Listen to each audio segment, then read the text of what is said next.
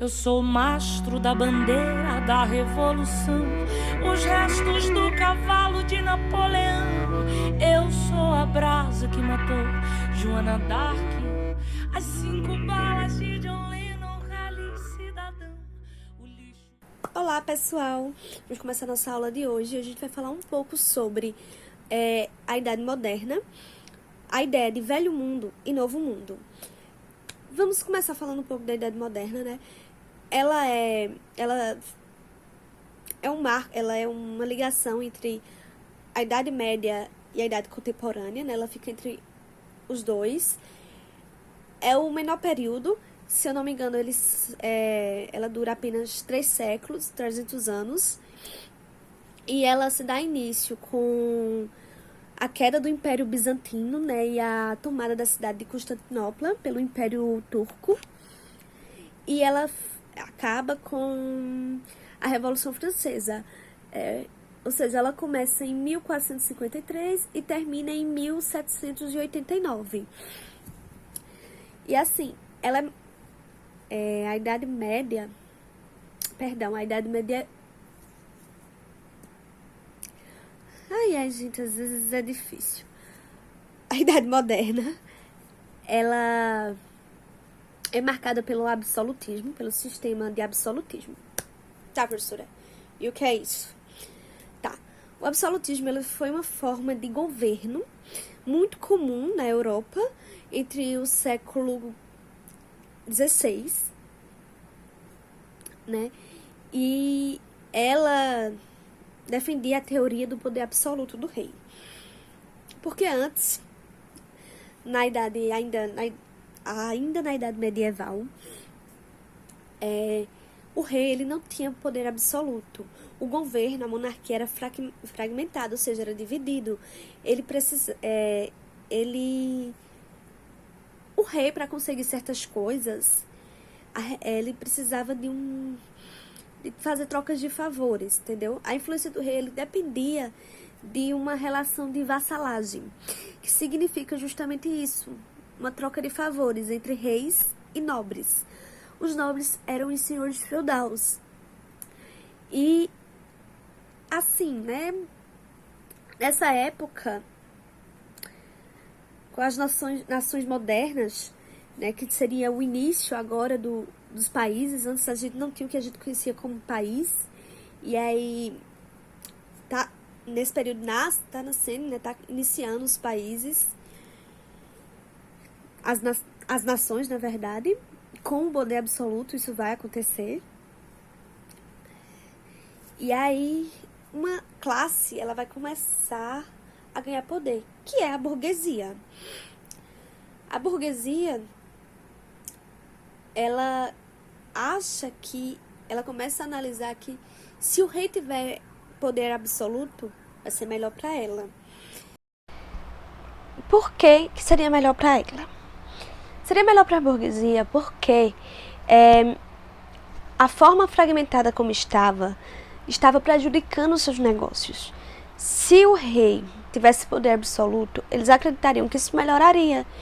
Porque o que acontecia nesse período do feudalismo, cada província, né, cada lugar tinha uma moeda diferente, cada lugar tinha impostos diferentes. E lugares que às vezes não eram tão distantes um do outro. Não estamos falando das nações, dos países, estamos falando realmente de reinos, de cidades, por exemplo.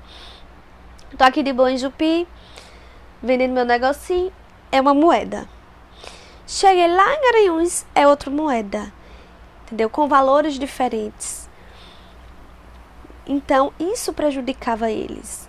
Os impostos também eram diferentes. Lá em Garanhuns, o imposto era maior. Em Jupi, menor. Chegava lá em Jucati, maior de novo. Então, isso não ajudava muito eles. Outra classe, né? Não é uma classe, na verdade. O clero, a igreja, ela também admirava este movimento, porque para eles seria uma forma da igreja continuar a não pagar os impostos e seguir cobrando várias taxas que a igreja cobrava. Ou seja, seria uma forma da igreja continuar enriquecendo, né? E para o rei conseguir centralizar os poderes em sua mão, conseguir ter esse poder absoluto, ele precisou acabar com várias particularidades, com várias coisas.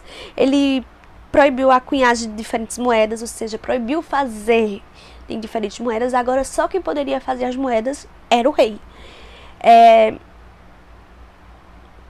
Porque assim ele iria centralizar a administração do reino, né? A partir do momento que o poder estava em suas mãos, cabia a ele criar as moedas, criar impostos, criar as leis, garantir a segurança do reino, sufocar rebeliões e revoltas, impedir também ataques estrangeiros. Ou seja, antes ele não tinha tanta responsabilidade, mas agora as responsabilidades são dele. Ele tem que cuidar da cidade, ele tem que administrar a cidade e fica tudo a critério dele. Então, assim, para que ele fizesse isso de forma eficiente, foi criado toda uma estrutura administrativa para auxiliar o rei, como a formação dos estados nacionais, que é aí onde surgem os países, né? A imposição da moeda e o idioma único, ou seja, nessa nação, né?